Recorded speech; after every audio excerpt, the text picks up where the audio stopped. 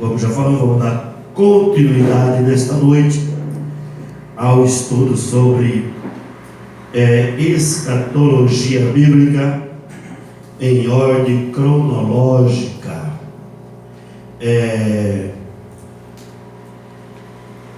E hoje estaremos falando sobre o arrebatamento da igreja.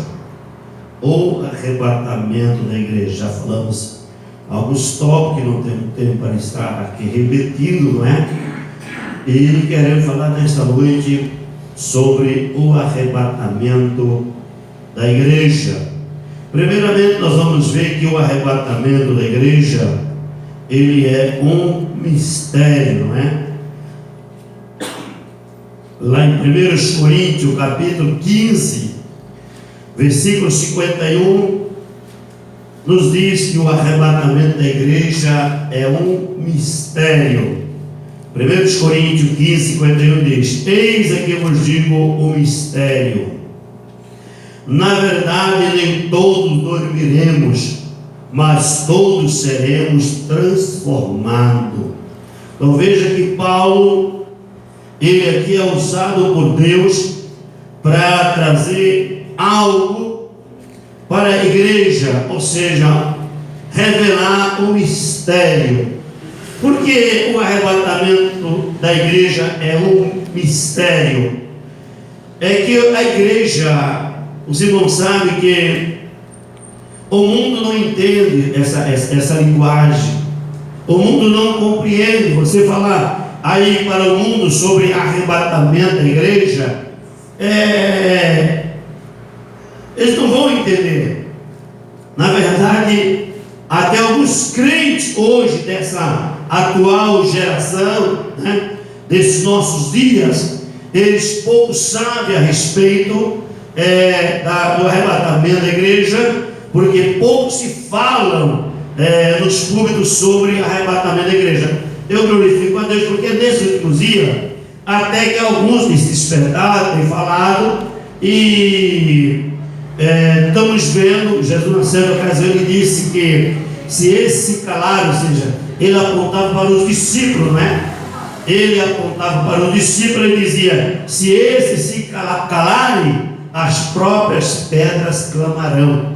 Então, você está vendo aí a Record trazendo a sua série ali sobre assunto bíblico, falou sobre o arrebatamento, falou sobre ultimamente nós vemos falando sobre o anticristo, a besta, aquelas coisas todas, e você está vendo o que é isso? É pedra falando, a pedra está falando. Então, porque a igreja deixou de falar sobre o arrebatamento. Então, quando Cristo disse: se eles se calarem, as próprias pedras clamarão, você está dizendo que aqueles pedras significa o mundo, significa o homem sem Deus, o homem que não tem entendimento, não é? Então, estamos vendo que as pedras estão clamando, e é um mistério, porque o mundo não compreende, o mundo não entende. Paulo diz: eis aqui vos digo o mistério, na verdade nem todos dormirão.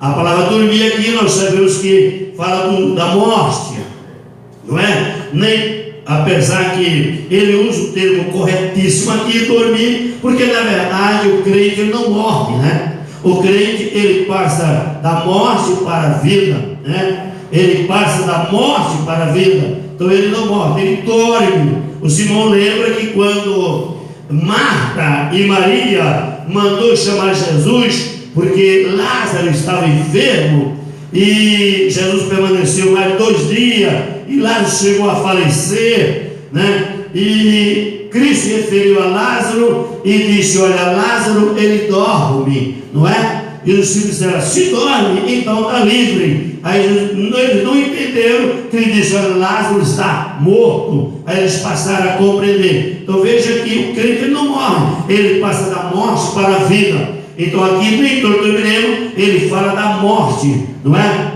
Mas todos seremos transformados. Isso está falando do arrebatamento da igreja. Vamos observar alguns versículos. Se o irmão tiver dificuldade de achar, ouça, né? Estaremos lendo todo o versículo citado.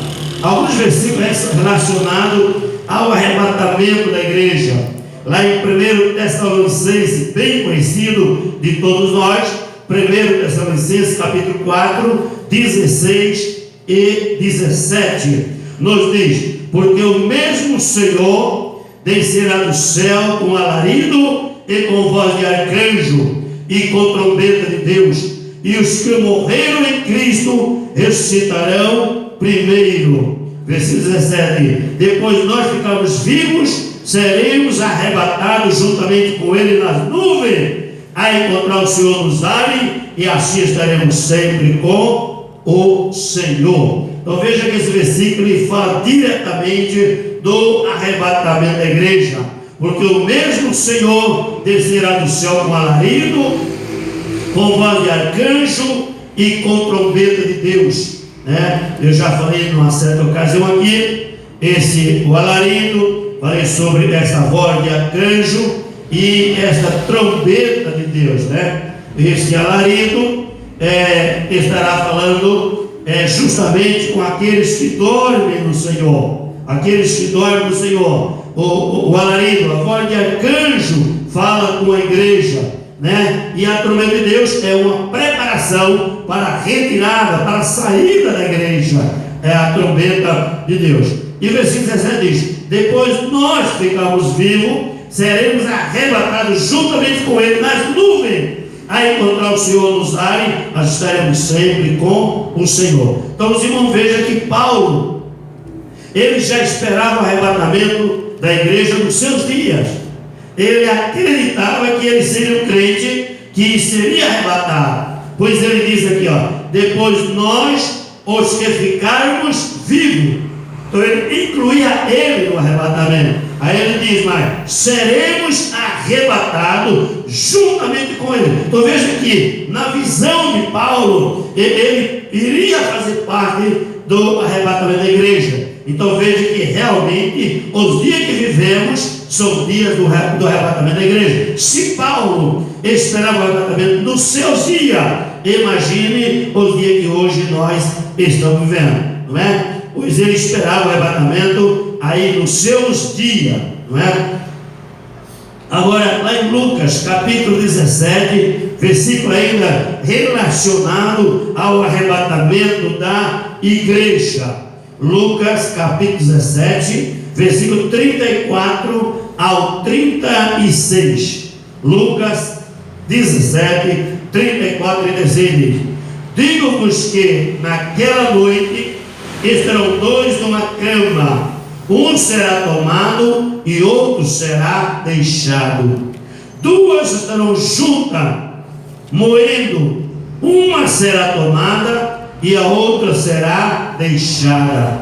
Dois estarão no campo, um será tomado e o outro será deixado. Os irmãos, vejam que Jesus usa aqui, nessa expressão que fala diretamente aos arrebatamentos da igreja.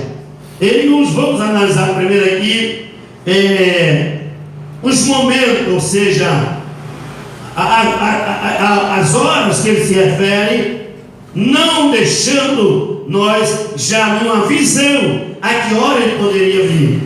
Se ele viria pela manhã, se ele viria ao meio-dia, se ele viria à tarde, se ele viria à noite, ou se ele viria ao cantar do galo. Porque veja a primeira expressão dele aqui em Lucas, versículo 34. Digo-vos que naquela noite, então aqui ele se refere ao arrebatamento da igreja à noite. Digo-vos que naquela noite estarão dois numa cama, um será tomado e outro será deixado. Então veja que ele usa, se os irmãos conversarem, não escuta a palavra. Então ou escute nós falar aqui, irmão, porque aí, se tentar achar o versículo, você se perde, nem me ouve nem acha. Então vamos estar atentos. Então veja bem: digo-vos que naquela noite estarão dois numa cama, um será tomado e o outro será deixado. Então veja, primeiramente, ele usa a expressão aqui, noite. Então Jesus, ele pode arrebatar a igreja à noite, Mas no versículo seguinte, ele diz: duas estarão juntas moendo, uma será tomada e a outra será deixada. Então os irmãos observem que aqui ele não se refere à noite, ele não se refere à tarde, mas ele se refere pela manhã. Por quê? Porque era normal. Hoje nós já temos vamos usar um exemplo, o café. O café já compra torrado, moído, né? Mas nos tempos bíblicos não era assim. As mulheres levantavam cedo, de madrugada, para preparar o café, para preparar o almoço, preparar a janta. Isso começava pela manhã. E a hora delas usarem o moinho não era à noite, não era à tarde, mas era pela manhã. Por isso que ele usa a expressão: diga-nos que duas estarão juntas moendo. Por quê? Porque o moinho, geralmente, ele era usado pela manhã. Ele não era usado à noite, ele não era usado à tarde, mas era usado pela manhã. Então Cristo pode voltar à noite, ele pode voltar pela manhã, não é? Uma será tomada, outra será deixada. E o versículo 36 diz: dois estarão no campo. Então aqui eles já se referem ao turno do dia. Então os irmãos observem que a Bíblia ela é muito sábia, por isso que ela é a palavra de Deus, não é? Alguém usa dizer por aí que a Bíblia fechada é um livro comum e aberta é a boca de Deus falando. De todo jeito ela é a boca de Deus. Ela fechada é a boca de Deus, porque Deus se cala também, não é? E ela aberta também é a boca de Deus. Então veja que a Bíblia aqui ela é muito sábia. Ela procura nos alertar que Cristo pode voltar à noite, ele pode voltar pela manhã, ele pode voltar no turno do dia. Agora veja o termo aqui: um será levado e o outro será deixado. Em todos os horários, seja à noite, seja pela manhã, ou seja no turno do dia, ele usa a mesma expressão: um será levado e outro será deixado. Agora, por que ele usa a expressão? Porque a igreja que vai ser arrebatada não é a igreja, irmão, que está se preparando ou que vai se preparar. Você lê lá no livro do Apocalipse que diz o quê? Que a noiva já se aprontou. Então a igreja que vai ser arrebatada, ela não é a igreja que vai se preparar, não é a igreja que também está se preparando. A igreja do arrebatamento, ela já está preparada. Ela já está preparada. É por isso que ele diz: um será levado, outro será deixado. Ou seja, aquele que estiver preparado para o arrebatamento, ele vai subir. Porque não vai dar tempo de se preparar. A Bíblia diz que ia não abrir e fechar de olhos. Então, a igreja do arrebatamento, ela já está preparada. Só falta a Cristo dar a ordem e a igreja subir, não é? E se você continuar lendo aí nesses textos, você no versículo 37, alguém pergunta para o Senhor: onde, Senhor? Onde? Veja, eu não notei aqui o versículo 37, propositadamente não precisava dele. Mas observe que no versículo 37 aí, está escrito: onde, Senhor? Ele diz: aonde estiver o corpo, ali se juntarão as águias. Ou seja, quem seria o corpo aí nesse versículo 37? O corpo é a igreja. As águias são os anjos. Então ele diz: aonde estiver o corpo, ali se ajuntarão as águias. O corpo se trata da igreja, as águias se trata dos anjos. Muito bem, agora vamos entrar, irmãos, já que estamos falando do arrebatamento da igreja. Eu creio que nesta noite só sobre arrebatamento da igreja. Vamos entrar agora em exemplo bíblico de arrebatamento da igreja. Exemplos bíblicos, alguns exemplos que a igreja nos deixou a respeito do arrebatamento da igreja. E o primeiro exemplo que nós temos na Bíblia é o exemplo de Enoque. Lá em Gênesis 5:24 diz assim: ó: e andou Enoque com Deus ele não serviu mais, por quando Deus para si o tomou. Então Enoque, ele é um personagem bíblico, lá no livro de Gênesis, não é? Que a Bíblia diz que ele andou com Deus, e Deus para si o tomou, né? Ou seja, Enoque é o exemplo do arrebatamento da igreja. Assim como Enoque foi arrebatado, a igreja será arrebatada, porque a Bíblia é completa, ela deixa exemplo. Um outro exemplo de arrebatamento da igreja é o profeta Elias, lá em 2 Reis, capítulo 2, versículo 11. E sucedeu que indo eles andando e falando, eis que um carro de fogo os separou um do outro, e Elias subiu ao céu num redemoinho.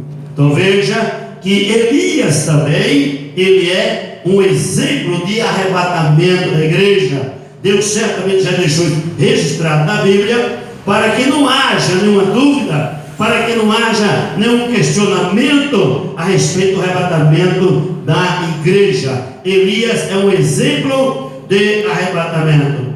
Então, a igreja, ela pode ser arrebatada, ela vai ser procurada. A igreja pode ser arrebatada, ela vai ser procurada.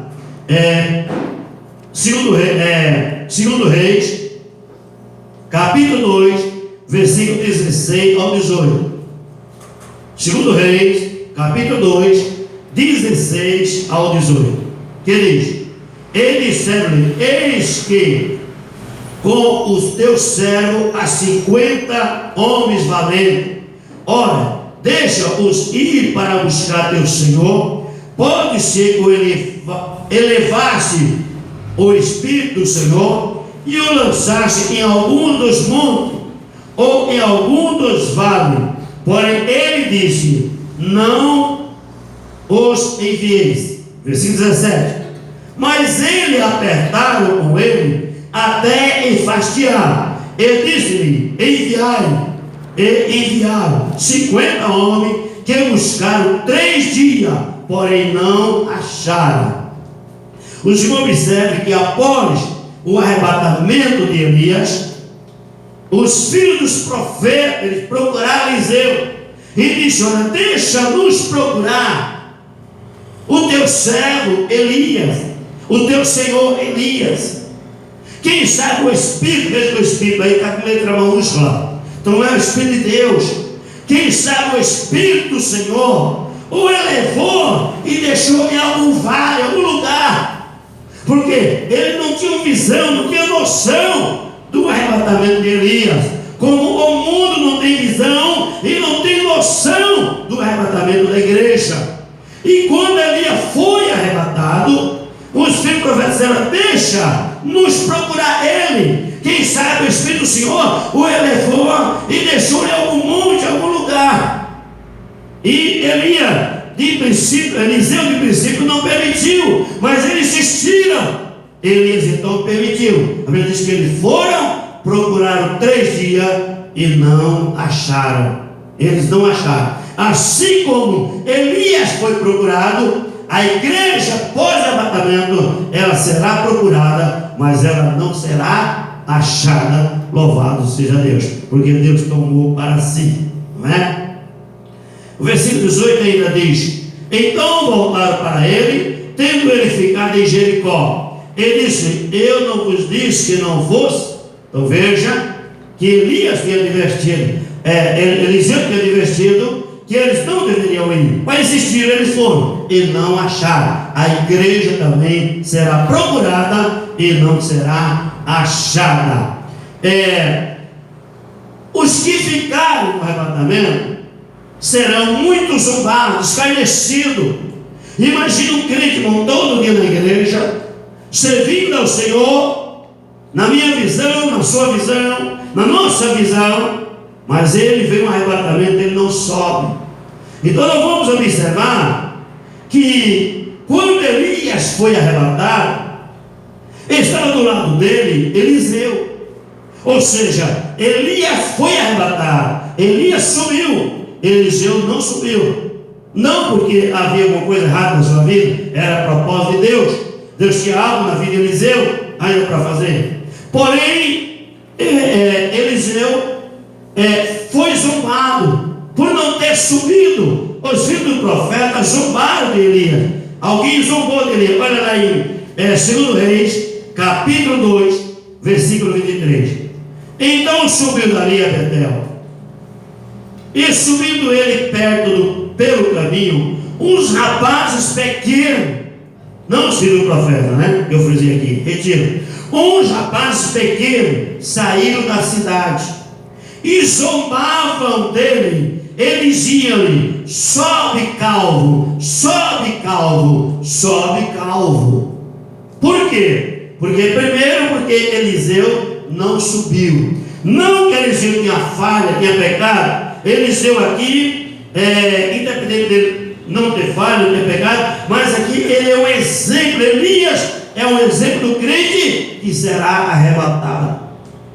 Eliseu é um exemplo do crente daqueles que vai ficar, porque vai ficar muitos crentes, nem todos serão arrebatados. Falamos agora de pouco, arrebatamento não é para crente que está se preparando. Arrebatamento não é para crente que vai se preparar. Arrebatamento é para crente que está preparado, não é? Então Elias é um tipo de crente do arrebatamento. Eliseu é o tipo do crente que vai ficar.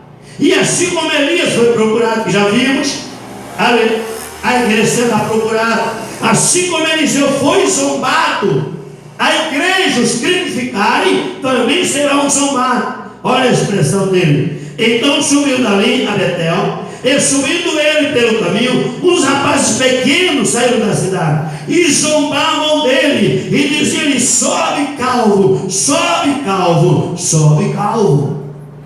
Por que calvo? Primeiro porque subir. Não que Elias se encontrava em um lugar de aclive, né? Pode deixar, os irmãos achar, ouça que eu cito o versículo todo no grupo.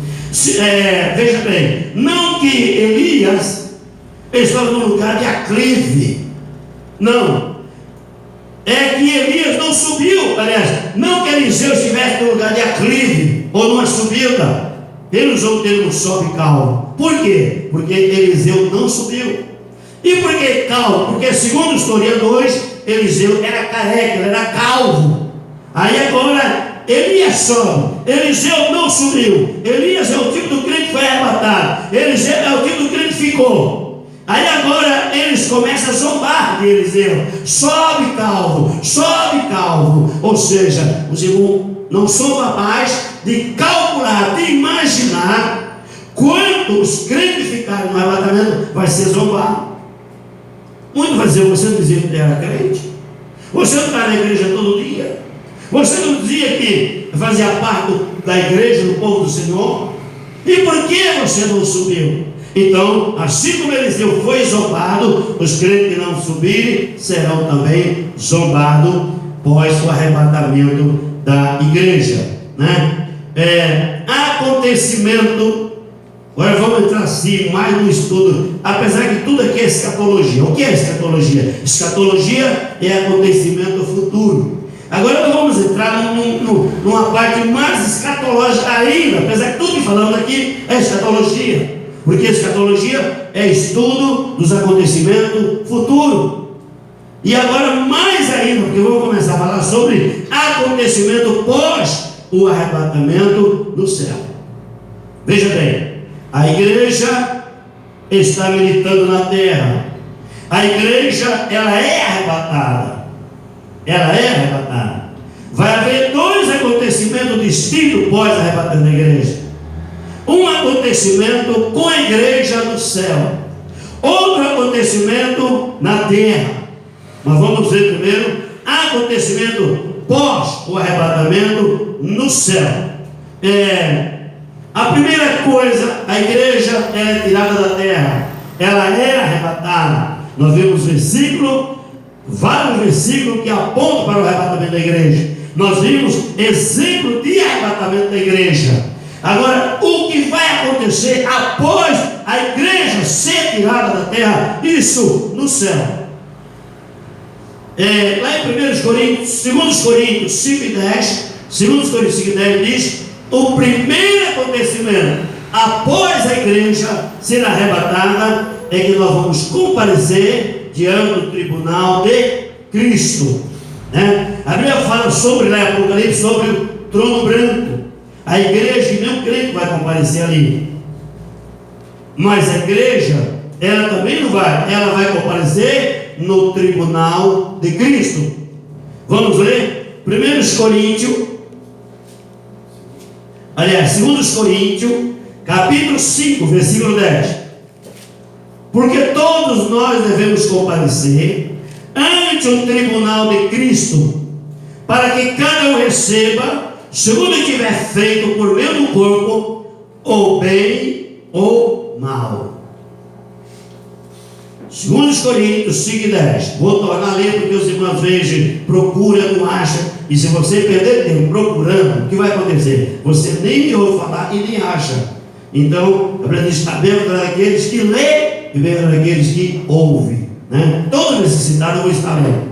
2 Coríntios 5 e 10. Porque todos devemos comparecer ante o tribunal de Cristo, para que cada um receba segundo tiver feito por meio do corpo, ou bem ou mal. Muito bem. Então veja bem, primeiro a igreja é arrebatada, a igreja é tirada da terra. Então o que vai acontecer imediatamente? O arrebatamento da igreja. A igreja, ela vai comparecer no tribunal de Cristo. Agora, se ela está salva, ela foi arrebatada, por que comparecer no tribunal de Cristo?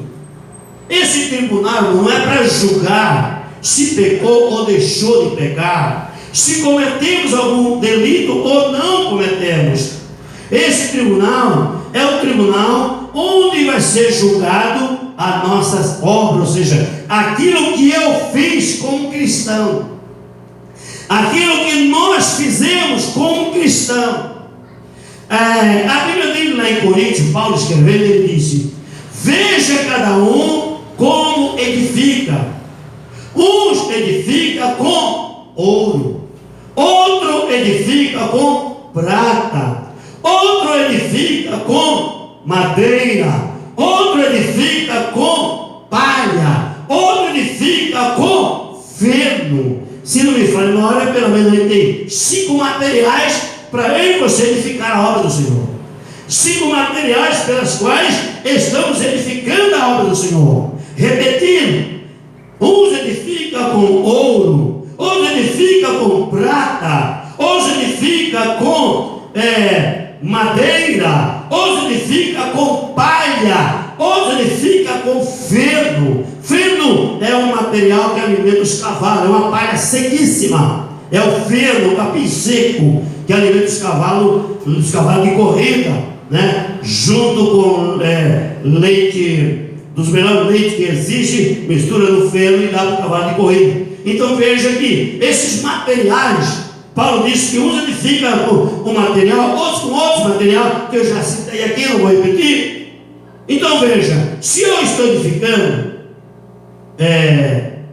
e eu estou edificando com ouro, a Bíblia diz aí que essa minha obra, o que eu pratiquei, o que eu fiz como crente, o que nós fizemos como crente, ela, no tribunal de Cristo, ela será aprovada pelo fogo. Agora imagine um ouro passando no fogo, ele resiste bem o fogo. A prata passando no fogo, resiste bem. A madeira, já não tanto. A palha, muito menos. Agora imagine o ferro. Ou seja, só vai sobrar 2 tipos que vai existir o fogo. Ou seja, o ouro e a prata. Porque a madeira vai queimar. Se eu construir com madeira, vai queimar. Se eu construir com palha, vai queimar. Se eu construir com feno, mais ainda. Então esse tribunal de Cristo é o tribunal para julgar o que nós fizemos como crente. Olha a outra parte do versículo: o que tiver feito por meio do corpo, ou bem ou mal. Agora, esse bem ou mal não se trata o bem ou o mal, não se trata se eu fiz o mal ou se eu fiz o bem. Não. Porque o crente, ele não pode fazer o mal. O crente só pode fazer o bem. Agora, esse ou bem ou mal, traduzindo melhor, significa bem feito ou mal feito. O que a Bíblia diz? Maldito é o homem que faz a obra do Senhor relaxadamente. Inclusive eu estou para trazer um estudo só baseado nesse versículo. O que é fazer a obra do Senhor relaxadamente? O que significa fazer a obra do Senhor relaxadamente? Então, esse bem ou mal é aquilo que eu fiz, bem feito ou mal feito. Eu fiz com amor, eu fiz com dedicação, eu fiz com boa vontade, eu fiz realmente sabendo que estou fazendo a obra do Senhor, estou dedicado naquilo, há uma dedicação para com aquilo. É por isso que ele diz, bem ou mal, não é fazer mal, fazer bem, bem feito ou mal feito, porque às vezes podemos falar para o Senhor, mas faz relaxadamente, faz de qualquer jeito, faz da maneira que eu quero fazer, mas o Senhor não se faz da obra do jeito que eu quero fazer, a obra do Senhor se faz da maneira que é preciso ser feita. Ontem eu conversando com a minha esposa, dizia para ela, olha, se dependesse da minha vontade, de mim, eu não estaria todo mês viajando para Minas. Claro que não. Eu tenho todo o conforto aqui da minha casa, embora eu tenha uma casa muito bem montada lá, como eu disse aqui domingo, eu tenho uma casa muito bem montada lá, não gastei um centavo para montar a casa, tem de tudo na casa, entendeu? Mas se dependesse de mim, eu não iria para Minas. A minha vontade, eu tenho uma casa muito bem montada aqui, eu tenho a igreja aqui, vocês viram como é que estava isso aqui, domingo super lotado, semana o gente inteiro, tem alguns trabalhando, tem alguns outros motivos, enfermidade, aquela coisa toda, entendeu? A maioria trabalha, estudo, e ele também enfermidade, mas a igreja domingo está super lotada aqui. Então eu poderia me acomodar, eu poderia me dar luz, deixar Minas Gerais para lá, né? Porque eu não tenho interesse em nada ali, financeiramente, não tenho interesse em nada ali, nada, porque não tem Deus. O objetivo ali é só a alma, nada mais que isso, mas eu não faço a minha vontade.